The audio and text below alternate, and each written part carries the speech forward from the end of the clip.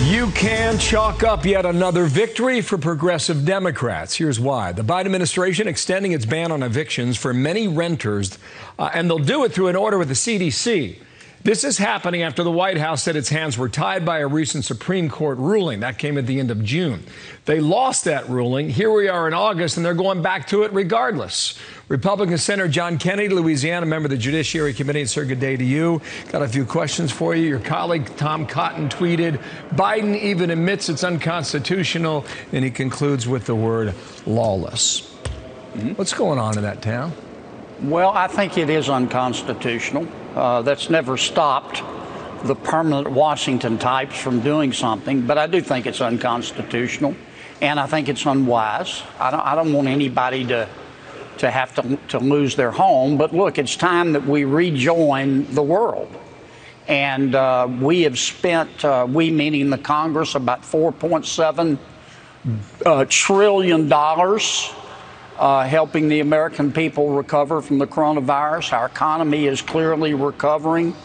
In my state, we sent Louisiana $550 million to help people with rental assistance. We've only spent $50. So that tells me there's not a big need there. Okay.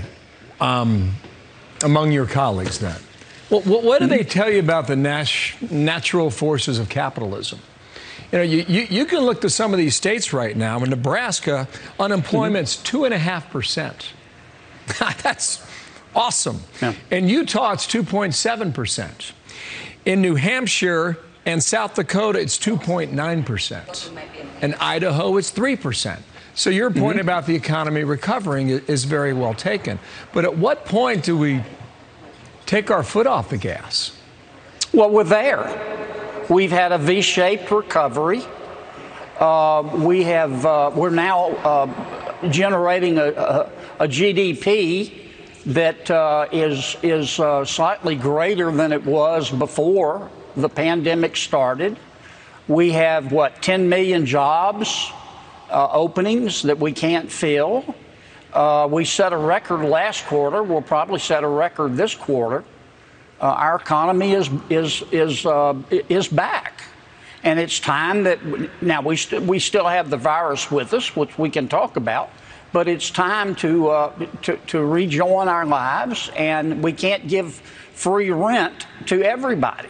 If you want free rent, there's nothing free, Bill. Everything free, somebody had to work for. Well, this is like free rent to infinity. I pulled those unemployment numbers for the Wall Street Journal piece. Here's the headline: eviction ban has to end sometime. Kind of the point you're making there. Tenants and landlords have to work it out, and better now than later. But back to the point. Supreme Court said you can't do this after July. Right. Well, it's August now.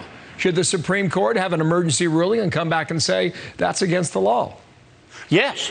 And I suspect somebody will file suit and try to get in front of the Supreme Court. Now, whether the Supreme Court will take the case or not, I don't know.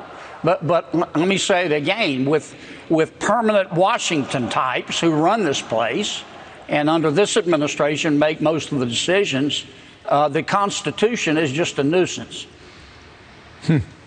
You mentioned COVID. Here is your state where it ranks. You're in the bottom 5 of vaccinations. Louisiana checks in at 37.1%. Behind you, Alabama, Mississippi, Arkansas, and Wyoming. What's happening back there that you think the country needs to understand as to why people are hesitant?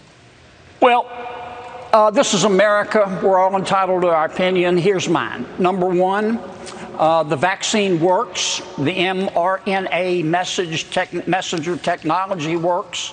It's the single greatest achievement of the Trump administration. I believe in it. I've taken 2 shots, and if they came to me and said, in order to get a booster, you got to take a shot in the eyeball, I'd do it. Why? Because I don't want to die. And this stuff is like playing Russian roulette. It can kill you.